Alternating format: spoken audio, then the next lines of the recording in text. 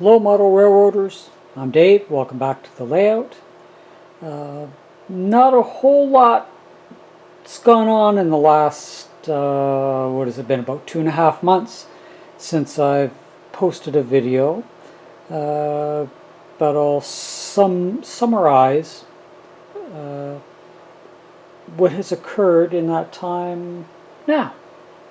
So if you'll bear with me, we'll look at a little bit of casting, some acquisitions, and some further track planning on the layout. Now, first off, I just wanted to show with using the plastic resin out of a mold a silicone mold that was made or allowed to cure in the pressure pot at around 60 to 70 psi, and a UltraCal 30 cast from using the same mold. There are no little dimples or anything on it. Everything is very reproducible as far as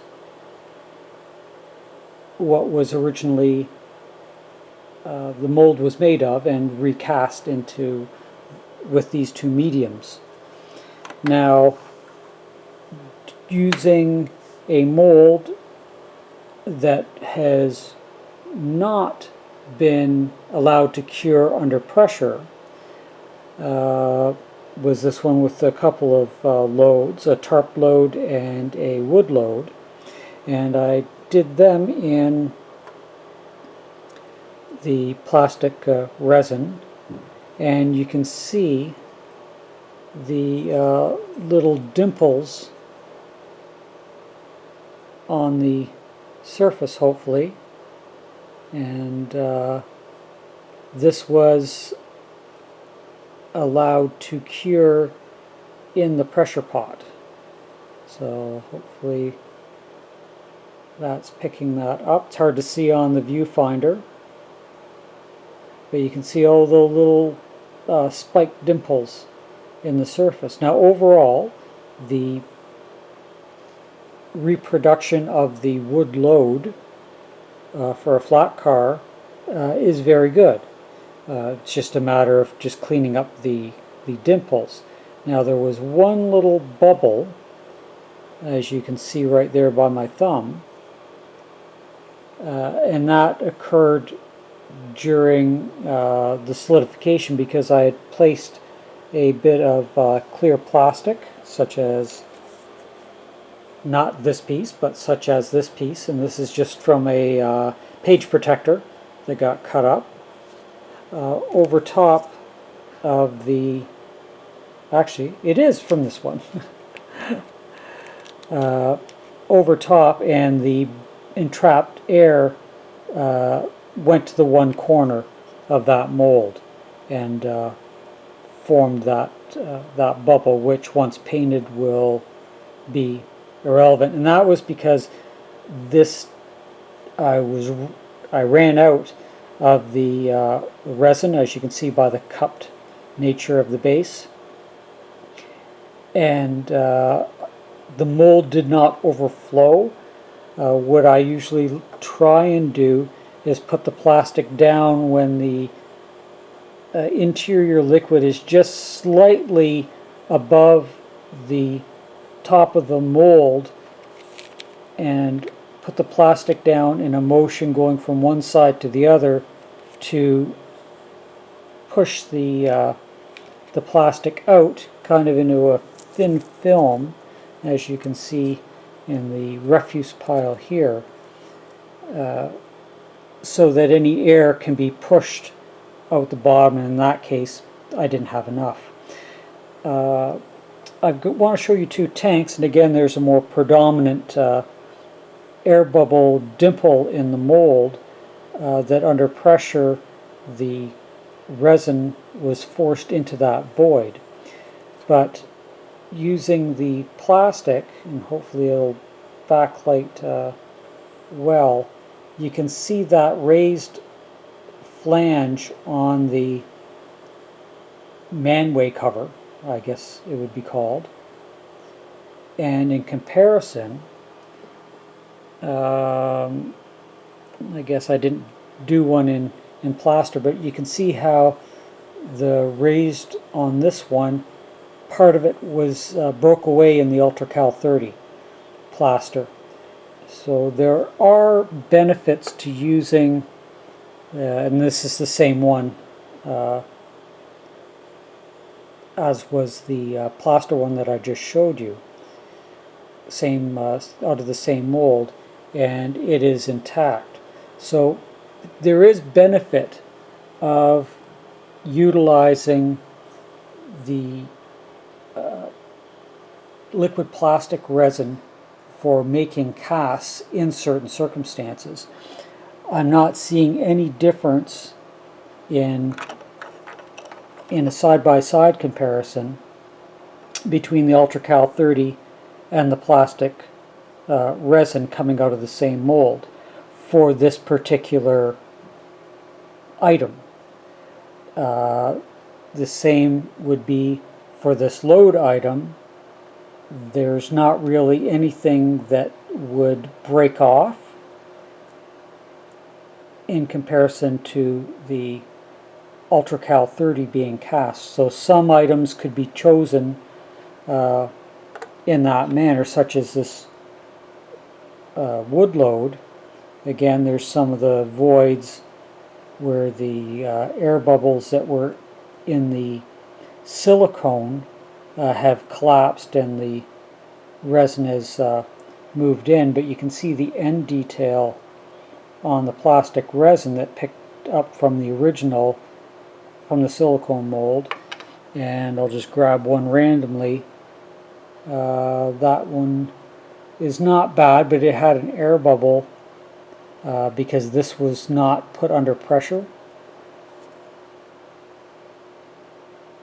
though the ends are showing a fairly, if I can find the one that would match the one that I just showed you.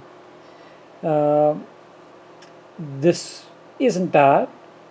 It could be better, and I believe if it was put under some pressure and some of the air bubble voids were removed from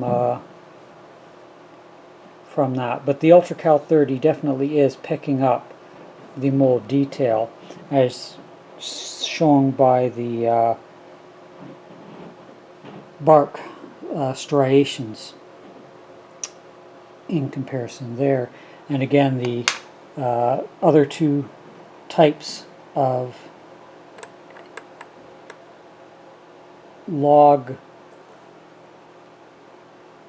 casts that were done in the UltraCal 30, they're showing quite good detail in comparison to the equivalent casts of the liquid plastic. So I guess the trick is, if you've got a pressure pot to make your silicone mold using the pressure pot, and then do all your further castings from that, because you know that any air bubbles that may have been entrapped within the silicone have already been collapsed during the cure process, so they're no longer relevant, that when you use the pressure pot to cast anything further to reduce any air bubbles in that medium, that you won't end up with these bump-like inclusions on the surface coming from that. Now, something like this wire coil load, on this side there were 4 tie-down lugs, if you will. This casting has not been cleaned up just with my fingers to break off any loose plastic. But those 4 tie downs are present in the plastic load. But looking at the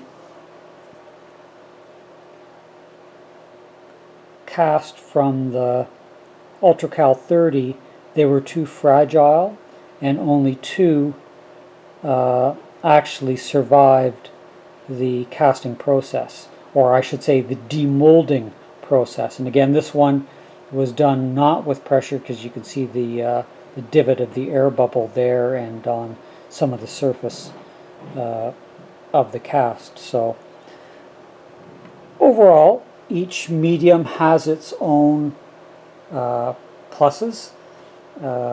UltraCal 30 is definitely a lot cheaper than the liquid 2-part resin, which I use the Smoothcast 310, and that's essentially $50 Canadian for it doesn't actually give a volume, but the box gives a net weight of 1.9 pounds of A and B combined, so whatever that works out to with their specific gravity. But so I've been experimenting with some casting, but haven't taken that any farther. Did a little bit of a cleanup, and managed to get to one train show at the end of the year, and acquired this setup of Minicraft, which is a British micro machine, if you will, in a sander and in a table saw. And this is the blade that originally came with the unit, and on Amazon I found a micro mott blade that had the same internal diameter of 10 millimeters, though it was just a little under the size of that, but it sticks up far enough over the decking of the saw that it does a pretty adequate cut depth, and it went through this piece of 2x2 without any issues when I ran it along as a test. So hoping that that will become a very useful tool. And using this power pack, you can vary the speed, and I believe the it goes up to 18,000 RPM per minute on the disc sander, and it just takes regular 3-inch discs, such as would be used on that style of a surface prep tool.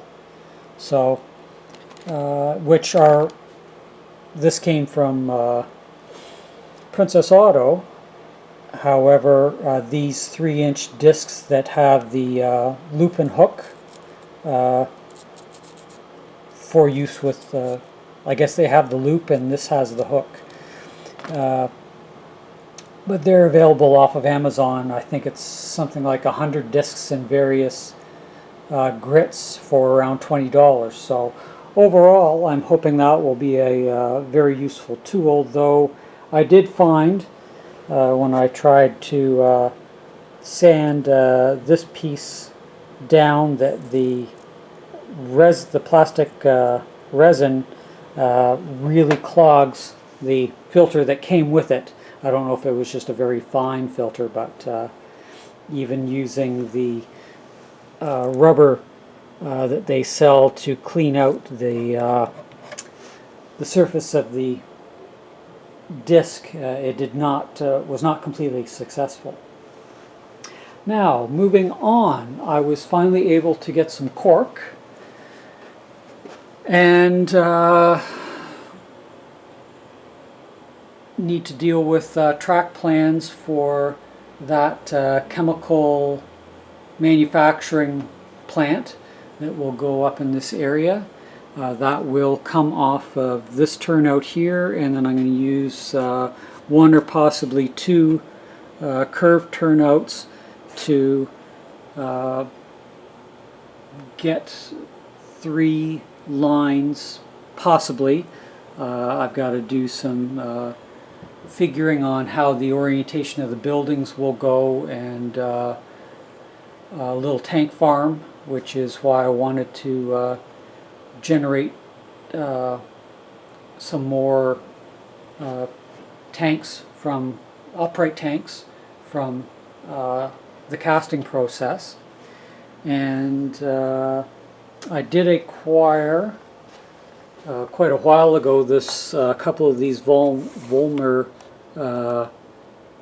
cranes, but I did pick up a Cornerstone Vulcan manufacturing building, and I liked the fact that it had the outside covered area, and I want to try and orientate the building so that that could be utilized, and hopefully that crane will fit underneath that building open air roof. I don't know what you actually call that style of this on the kit. But I thought that would be very interesting to utilize, that may actually replace what I have down here for the transformer area, so that it would actually show the transformers possibly being loaded via the crane. Now that's not 100% surety.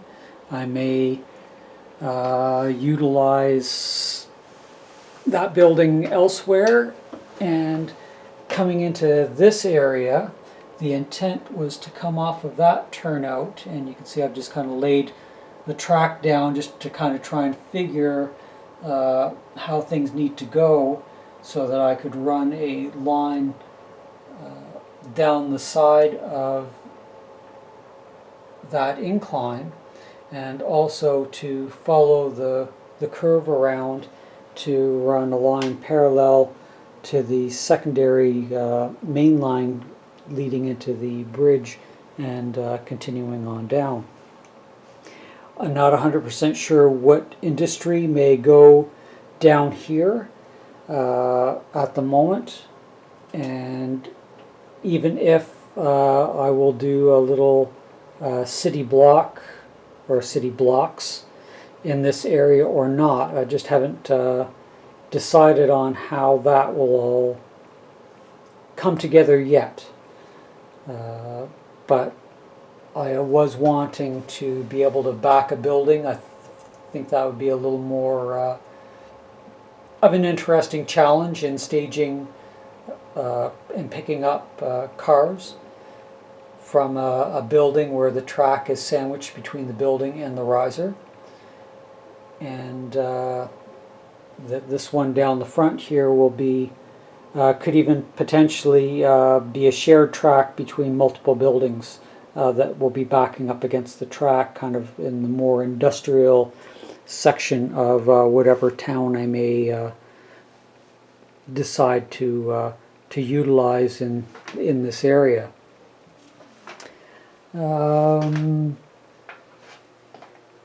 Thoughts, though this area is doing what I wanted it to, I definitely have to populate more buildings down here to really fill in all the voids. So that is going to be an ongoing thought as to how that will continue to be scenic. As far as industry buildings, I want to build the Red Wing Milling Company, though that building may end up down at the end. I just don't know. And then the last bit of trackage to go down will be a siding coming off of this turnout, and I'm thinking this will be a more rural with the mountains and such. Whether I reutilize these finished foam bits of scenery or not, I'm unsure. They're just sitting there for now until I decide what may happen, but this will be more of a rural and a little bit of a suburb, or maybe not a suburb, but more of a country-ish where there are very large lots or something like that. I'm just not quite sure how everything's going to play out in that aspect. And then I definitely have to use my my maze and my ice cream stand in a park area, which is something I was thinking of incorporating over there close to what will end up be embankments going down into a river, which will eventually have that 1x4 contoured to match. So that's kind of where the layouts progress to. Not a whole lot of movement forward because I was waiting on a curved turnout to acquire that and to acquire the cork, and just hadn't had an opportunity till recently. The oil refinery, of course, once I can design some tanks, that will flesh that out. And I was actually toying with the idea of replacing the refinery in this section with that the chemical buildings, and putting the refinery up in that area in its place. I just have to see what kind of a siding track plan I want to do with this. And I believe it was from a model railroader article on how to build this this company. It's just been so long, I'm going to have to dig through and find the article again and see what their suggested track plan was. But otherwise, hope everyone has been well that watches the videos, and had a great holiday, and hopefully a good new year. And here's to getting a little bit more back in depth to the hobby as 2020 continues. So till the next video, again, I'm Dave. Thanks for watching, and bye for now.